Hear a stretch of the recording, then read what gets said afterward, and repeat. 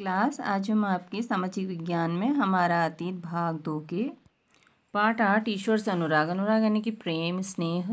तो आपने लोगों को पूजा पाठ करते या स्वयं भी भजन कीर्तन या कव्वाली गाते या चुपचाप ईश्वर के नाम का जप करते हुए देखा होगा। कभी तो वो इतने भाव विभोर हो जाते हैं कि उनकी आंखों में आंसू भर जाते हैं। ईश्वर के प्रति ऐसा प्रेम भाव या गहरी भक्ति उन विभिन्न प्रकार के भक्ति और सूफी आंदोलनों की देन है जिनका 8वीं शताब्दी से उद्भव यानी कि विकास होने लगा था। परमेश्वर का विचार बड़े बड़े राज्यों के उदय होने से पहले भिन्न भिन्न समूहों के लोग अपने अपने देवी देवताओं की पूजा किया करते थे। जब लोग नगरों के विकास और व्यापार तथा साम्राज्यों के माध्यम से एक साथ आते गए तब नए नए विचार विकसित होने लगे और बात व्यापक बहुत ही विस्तृत रूप से स्वीकार की जाने लगी कि सभी जीवधारी अच्छे और बुरे कर्म करते हुए जीवन मरण और पुनर्जीवन के अनंत चक्रों से, अनंत यानी जिसका कोई अंत नहीं है, गुजरते हैं। इसी प्रकार ये विचार भी गहरे बैठ गए कि सभी व्यक्ति जन्म के समय भी एक बराबर नहीं होते हैं। यह मान्यता कि सामाजिक विशेषाधिकार किसी उच्च परिवार अथवा ऊंची जाति में पैदा होने के कारण मिलते हैं। कई पांडित्यपूर्ण यानी कि बहुत बौद्धिक जिनमें जो ग्रंथ होते हैं उनका विषय था। अनेक लोग ऐसे विचारों के कारण बेचैन थे, इसलिए बुद्ध और जैन धर्मों के उपदेशों की ओर उन्मुख हुए जिनके अनुसार व्यक्तिगत प्रयासों से सामाजिक अंतरों को दूर किया जा सकता है और पुनर्जन्म के चक्र से छुटकारा पाया जा सकता है। कुछ अन्य लोग परमेश्वर संबंधी इस विचार से आकर्षित हुए कि यदि मनुष्य भक्ति भाव से परमेश्वर की शरण में जाए तो परमेश्वर व्यक्ति को इस बंधन से मुक्त कर सकता है। श्रीमद् भागवत गीता में व्यक्त यह विचार सामान्य सन ईस्वी सन की प्रारंभिक शताब्दियों में लोकप्रिय हो गया था। विशेष धार्मिक अनुष्ठानों के माध्यम से शिव, विष्णु और दुर्गा को परम देवी देवताओं के रूप में पूजा जाने लगा और भिन्न भिन्न क्षेत्रों में पूजे जाने वाले देव एवं देवियों को शिव, विष्णु या दुर्गा का रूप माने जाने लगा। इसी प्रक्रिया में स्थानीय मिथक यानी कि जिनका कोई बेस नहीं होता है लेकिन वो कहानियाँ चलती हैं और किस्से कहानियाँ पौराणिक कथाओं के अंग बन गए। पुराणों में पूजा की जिन पद्धतियों की अनुशंसा की गई उन्हें स्थानीय पंथों में भी अपनाया जाने लगा। आगे चलकर पुराणों में भी इस बात का उल्लेख हुआ कि भक्त भले ही किसी भी जाति पाति का वह सच्ची भक्ति से ईश्वर की कृपा प्राप्त कर सकता है।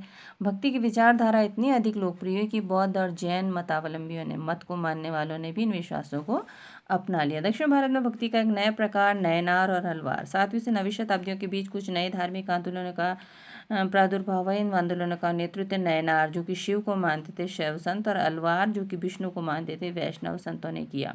ये संत सभी जातियों के थे जिनमें पुलैया और पनार जैसी अस्पृश्य समझी जाने वाली जातियों के लोग भी शामिल थे। वे बौद्ध और जैनों के कटु आलोचक यानी कि उनकी एक तरह से बुराई करते थे और शिव तथा विष्णु के प्रति सच्चे प्रेम को मुक्ति का मार्ग बताते थे। उन्होंने संगम साहित्य तमिल साहित्य का प्राचीनतम उदाहरण सामान्य सन यानी ईस्वी सन की प्रारंभिक शताब्दियों में रचित संगम इसलिए कहा जाता था कि बहुत सारे जो संत होते थे वहाँ पर आपस में मिलते थे तो उनमें इनकी रचना हुई थी इन साहित्य की, इसलिए इसको संगम साहित्य कहते हैं। में समाहित प्यार और शूरवीरता के आदर्शों को अपनाकर भक्ति के मूल्यों में इनका समावेश किया गया। नैनार और अलवार घुमक्कड़ यानी घूमने वाले साधु संत थे जिस किसी स्थानीय गांव में जाते वहाँ के स्थानीय देवी देवताओं की प्रशंसा में सुंदर कविताएं रचकर उन्हें संगीतबद्ध कर दिया करते थे।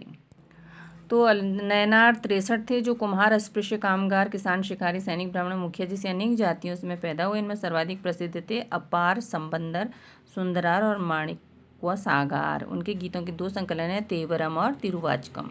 अलवार जो थे वो 12 थे संख्या में और ये भी विभिन्न प्रकार के पृष्ठभूमि से आए थे। इनमें सर्वाधिक प्रसिद्ध थे पेरी अलवार, उनकी पुत्री अंडाल, तोंडर डिप्पोडी अलवार और नम्मा अलवार, ये सभी संत हैं शायद। उनके गीत दिव्य प्रबंधम में संकलित हैं। तो ये मूर्ति है माणिक्य सागर की कांस्य यानी कि कांसे की बनी हुई। 10वीं से 12वीं सदियों के बीच चोल और पांड्यन राजाओं ने उन अनेक धार्मिक स्थलों पर विशाल मंदिर बनवाए जहाँ की संत कवियों ने यात्रा की। इस प्रकार भक्ति परंपरा और मंदिर पूजा के बीच गहरे संबंध स्थापित हो गए। इसी समय कविताओं का संकलन तैयार किया गया और अलवार और नयनार संतों की धार्मिक जीवनियाँ भी रची गई। आज हम भक्ति परंपरा के इतिहास के लेखन में इन जीवनियों का स्रोत के रूप में उपयोग करते हैं, यानी कि इससे उनकी जीवनियों से पता चलता है कि उस समय कैसी स्थिति थी। तो ये एक तरह माणिक्य सागर की एक रचना है। दर्शन और भक्ति भारत के सर्वाधिक प्रभावशाली दार्शनिकों में से एक शंकर का जन्म 8वीं शताब्दी में केरल में हुआ।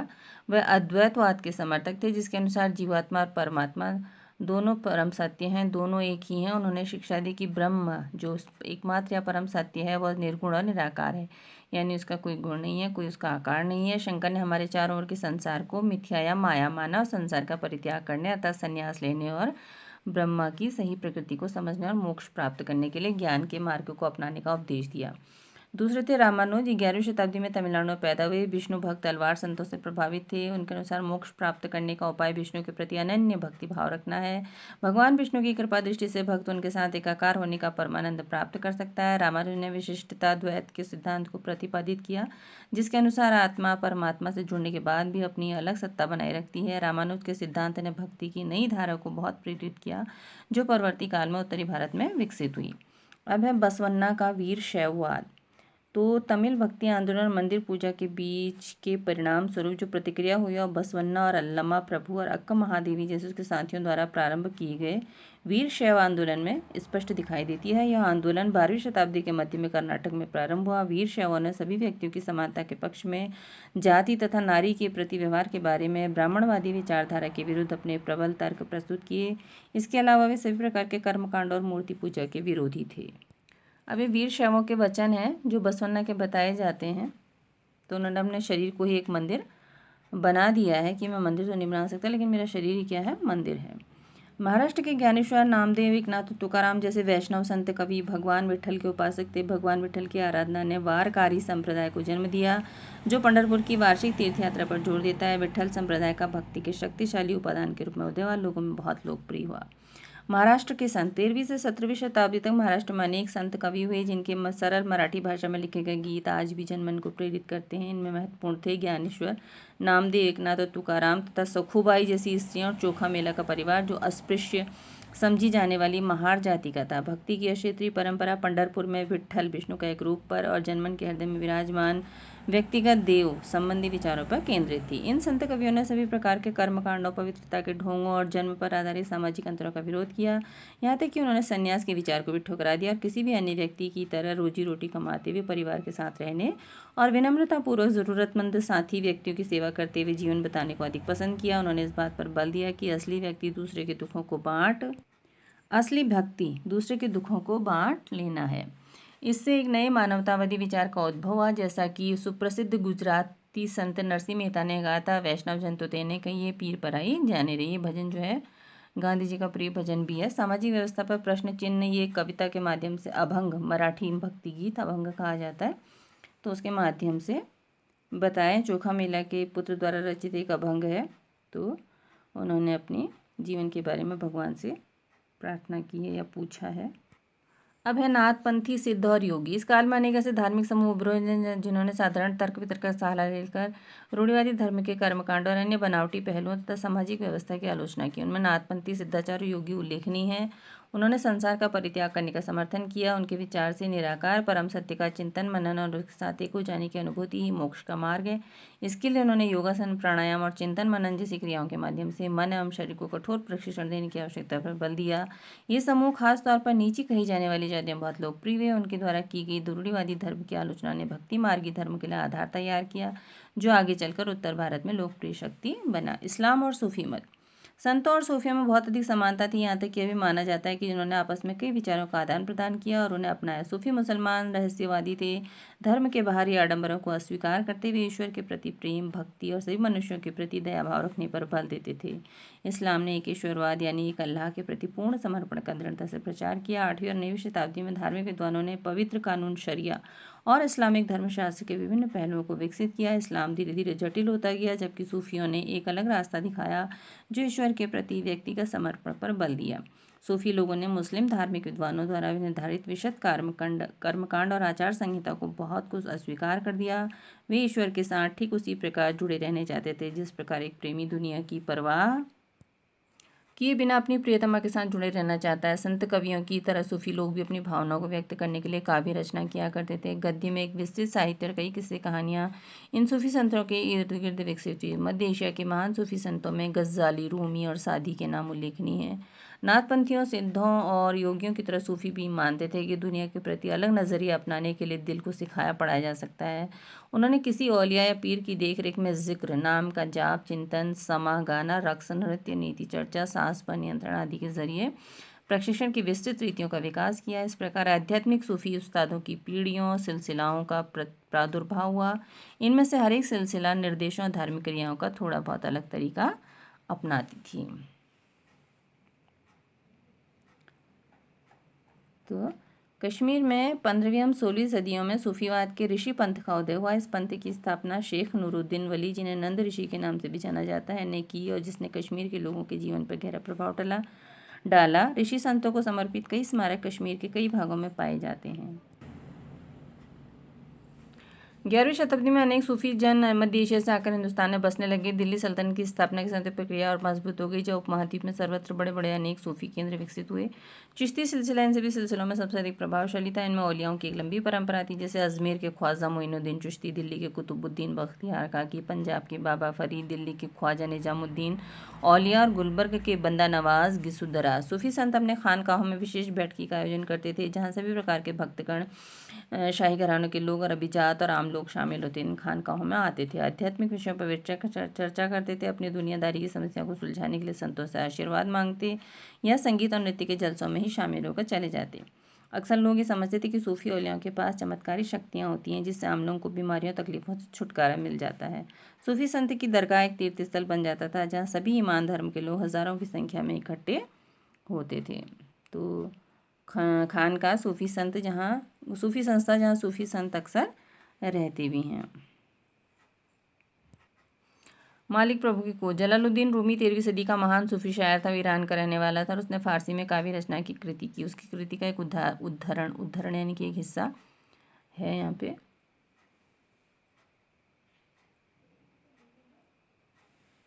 उत्तर भारत में धार्मिक बदलाव। 13वीं सदी के बाद उत्तरी भारत में भक्ति आंदोलन की एक नई लहर आई। यह एक ऐसा युग था जब इस्लाम, ब्राह्मणवादी, हिंदू धर्म, सूफी मत, भक्ति की विभिन्न धाराओं ने और नाथपंथी सिद्ध और योगी ने परस्पर एक दूसरे को प्रभावित किया।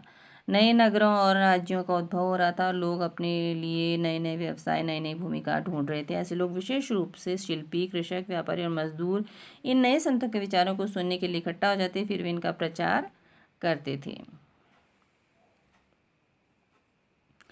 उनमें से कबीर और बाबा गुरु नानक जैसे कुछ संतों ने आडंबरपूर्ण और रूढ़िवादी धर्मों को अस्वीकार कर दिया। तुलसीदास, सूरदास जैसे कुछ अन्य संतों ने उस समय विद्यमान विश्वास और पद्धति को स्वीकार करते हुए उन्हें सबकी पहुंच में लाने का प्रयत्न किया। तुलसीदास ने ईश्वर को राम के रूप में धारण किया। अवधी, पूर्वी उत्तर प्रदेश की बोली में लिखी गई तुलसीदास की रचना रामचरितमानस उनके भक्तिभाव की अभिव्यक्ति और साहित्यिक कृति दोनों ही दृष्टियों से महत्वपूर्ण है। सूरदास श्री कृष्ण के अनन्य भक्त थे। उनकी रचनाएं सूरसागर,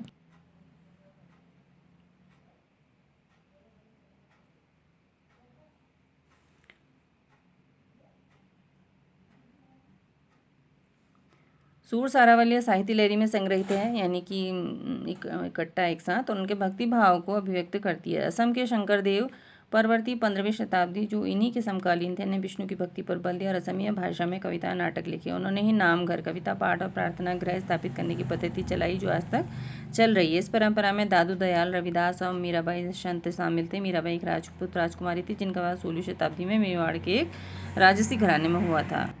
मीराबाई रविदास, जो अस्पृश्य जाति के माने जाते थे, की अनुयायी बन गई। वे कृष्ण के प्रति समर्पित थी और उन्होंने अपने गहरे भक्ति भाव को कई भजनों में अभिव्यक्त किया है।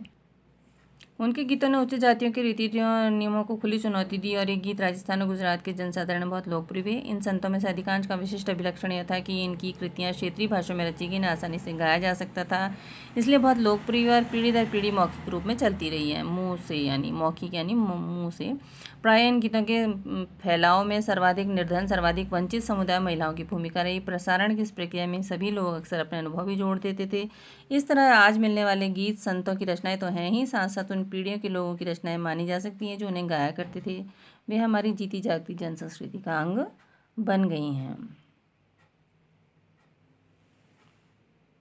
तो मीरा का द्वारा रचित गीत है ये। फिर हैं कबीर। कबीर संभवतः 15वीं-16वीं सदी में हुए इन अत्यधिक प्रभावशाली संत थे। पालन पोषण बनारस में उनके आसपास के एक मुसलमान जुलाहा यानी बुनकर परिवार में हुआ था। उनके जीवन के बारे में हमारे पास बहुत कम विश्वसनीय जानकारी है। उनके विचारों को जानकारी उनकी साखियों और पदों के विशाल संग्रह से मिलती है, जिनके बारे में कहा जाता है कि इनकी रचना तो कबीर ने की, परंतु ये घुमंतु भजन गायकों द्वारा गाए जाते थे। इनमें से कुछ भजन गुरु ग्रंथ साहब, पंचवाणी और बीजक में संग्रहित हैं, हम सुरक्षित हैं। सच्चे प्रभु की खोज में कबीर की एक रचना है ये। कबीर के उपदेश प्रमुख धार्मिक परंपराओं की पूर्ण एवं प्रचंड अस्वीकृति पर आधारित है। उनके उपदेशों में ब्राह्मणवादी हिंदू धर्म, इस्लाम दोनों की ये जो आडंबरपूर्ण पूजा थी, दिखावा था, उसके सभी रूपों का मजाक उड़ाया गया है। उनके काव्य की भाषा बोलचाल की हिंदी थी, जो आम आदमियों द्वारा आसानी से समझी जाती थी। कभी कभी रहस्यमयी भाषा का प्रयोग किया जिसे समझना कठिन होता है। कबीर निराकार परमेश्वर में विश्वास रखते थे। उपदेश दिया कि भक्ति के माध्यम से ही मोक्ष यानी मुक्ति प्राप्त हो सकती है। हिंदू और मुसलमान दोनों उनके अनुयायी हो गए। बाबा गुरु नानक नज़दीक से नज़र। कबीर की अपेक्षा बाबा गुरु 1469 से 1539 के बारे में हम कहीं अधिक जानते हैं। तलवंडी पाकिस्तान में ननकाना साहब में जन्म लेने वाले बाबा गुरु नानक ने करतारपुर रावी नदी के तट पर डेरा बाबा नामक में एक केंद्र स्थापित करने से पहले कई यात्राएं की।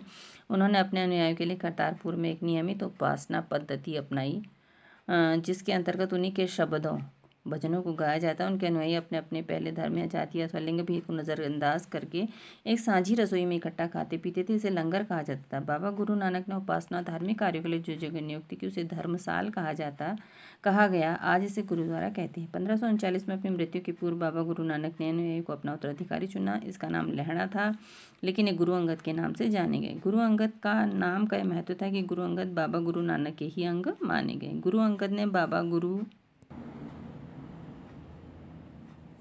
नानक की रचना को संग्रह किया और संग्रह में अपनी कृतियां भी जोड़ दी, अपनी रचनाएं भी। संग्रह एक नई लिपि गुरुमुखी में लिखा गया। गुरु अंगद के 3 उत्तराधिकारियों ने भी अपनी रचनाएं नानक के नाम से लिखी।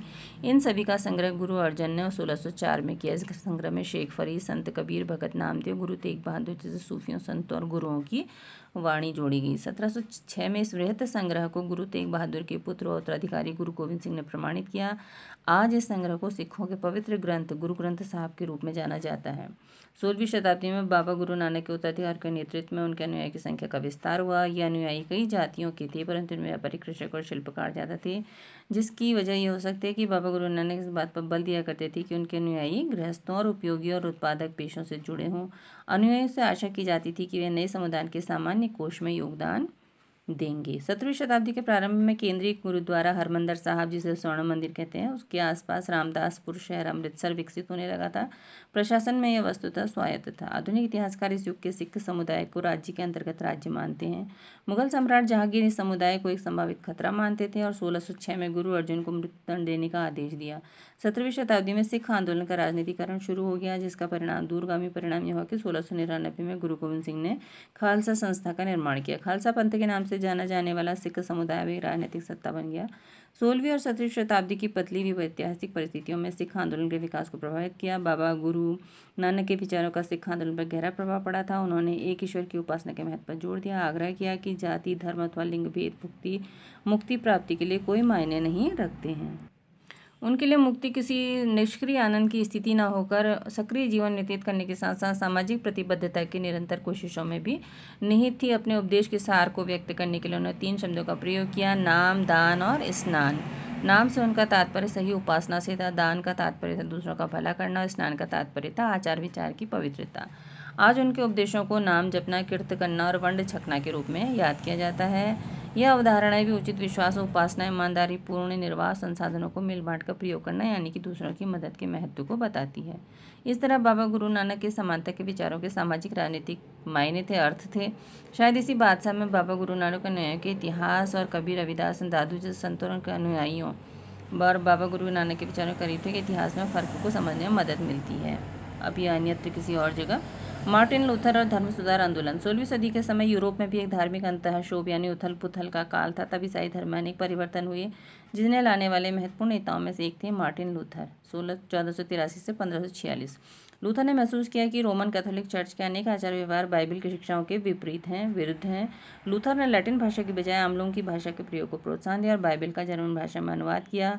वे दंड मोचन यानी सजा देने की उस प्रथा के घोर विरोधी थे, जिसके अंतर्गत पाप कर्मों को क्षमा करने, दंड मोचन यानी दंड से छुटकारा पाना, पाप कर्मों को क्षमा करने के लिए चर्च को दान दिया जाता था। छापेखाने के बढ़ते हुए प्रयोग से उनकी रचना का व्यापक रूप से प्रचार प्रसार हुआ। अनेक प्रोटेस्टेंट ईसाई संप्रदाय अपना उद्भव लूथर की शिक्षाओं में ही खोजते हैं। अब ये प्रश्न है, पाठ को पढ़कर आप ये इनके वो कर सकते हैं, लिख सकते हैं इनको।